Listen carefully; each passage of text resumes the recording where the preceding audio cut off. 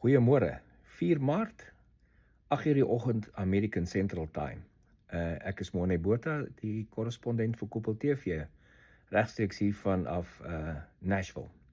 En 'n update op dag 4 van die oorlog in Iran. Waar trek ons nou?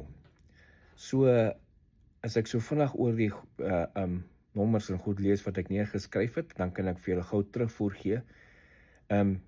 Van gisterand af, ek praat nou van gisterand Iran tyd, wat so maybe 18 ure terug is vir ons nou op die oomblik, want hulle is nou al in die middag by hulle, het Amerika en Israel nou complete control en uncontested airspace oor Iran. Daar's nou nie meer enige iets bedreig nie. Dit beteken, die wapens word nou geskuif van standoff wapens, die meerduur missiele wat langafstand doen. Standoff wapens is nou closed-in wapens, wat beteken dat Amerika en Israel nou met vliegtuie, met bommers gaan invlieg en al die cheap 500 pond en 1000 pond bomme gaan gebruik.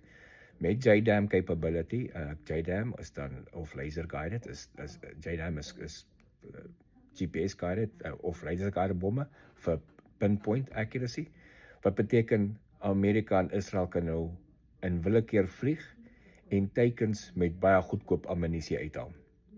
So hulle het nie meer die duurder langafstand wapens nodig, die duurder missiele nodig nie. Dit is nou cheap ammo wat gebruik word om die teikens self te vernietig. En van dit is daar amper 'n unlimited stockpile of ammunisie. Daar is nog steeds berigte wat uitkom van mense af van die media wat dink Amerika se gaan uit ammunisie uithardloop. Hulle is veronderstel gewees om uit ammunisie hardloop teen hierdie tyd al, soos party plekke berig het, maar ongelukkig is daai valse inligting. Daar's oorgenoeg ammunisie om hierdie ding vir weke aan te hou. Intussen is dit nou bevestiging van die Pentagon af. Die Iran Air Force is done. Hulle bestaan nie meer nie. Die Iran Navy is done, hy bestaan nie meer nie. Gister is daar 'n frigate van Iran wat in die in die Indian Ocean was. Is gister vir die eerste keer sedert Tweede Wêreldoorlog deur een van ons duikbote met 'n torpedo gesink. So die eerste keer sedert die Tweede Wêreldoorlog wat 'n Amerikaanse duikboot 'n vyandige skip met 'n torpedo sink. Dis gister gebeur. Een van hulle frigates wat weg van die omgewing, hy was nie eens in die geveg betrokke nie. Hy was daar in die Indian Ocean daar weggekruip, maar hy's gevind en daar gesink. Aan die Iran se kant, hulle het nou al 500 ballistiek missiele afgevuur sedert Saterdag, meer as 2000 drones afgevuur.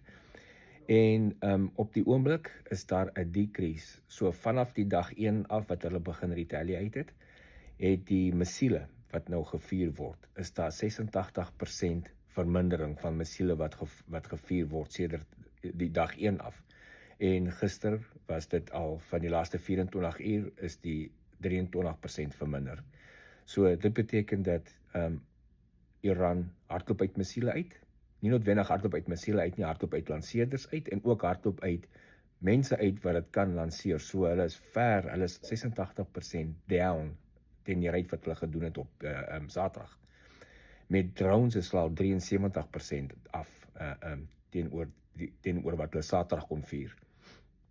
So dit begin nou, die oorlog begin nou inland te beweeg. Nou dat ons uncontested airspace het en vliegtuie kan gebruik met cheap ammo, gaan dit nou vanaf die weste en die suide in Iran se wes- en suidkus en weste grens. Van daar af gaan die vliegtuie nou inbeweeg en jy gaan nou 'n toename sien in air power vanaf Israel en Amerika, om dan stelselmatig land in te beweeg en uit die lug uit teikens van opportunity te tref. En die hoofrol van al hierdie ouens is om die missiel en drone lanseerplekke te target en te verwoes, en dan enige ander missiele en drones wat hulle kan sien ook te verwoes, en dan ook enige ander militêre instansies te verwoes. Sover is ons nou al meer as 2000 teikens is verwoes in Iran, en Iran het ook nou al, soos ek sê, die vloot is sink, daar's al meer as 20 van Iran se skepe gesink. Die volgende 24 tot 48 uur is wanneer die strikes nou gaan begin toeneem. So daar gaan nou baie meer vliegtye in in Iran ingaan met die strikes deel te neem. Intussen het ons nou alreeds 6 Amerikaanse soldate verloor en ons het die 3 F-15's verloor. Dit is die hoof losses aan die Amerikaanse kant sover. Iran het dan ook suksesse bereik met hulle missiele en drones wat deur die plekke of deur die defense system kon kom en hulle het 'n paar hotelle en lughawens en goed getref en dan so 'n paar militêre installasies ook getref en 3 Amerikaanse ambassades of consulates getref met drones. Daar's nie mense dood in daai gevalle nie.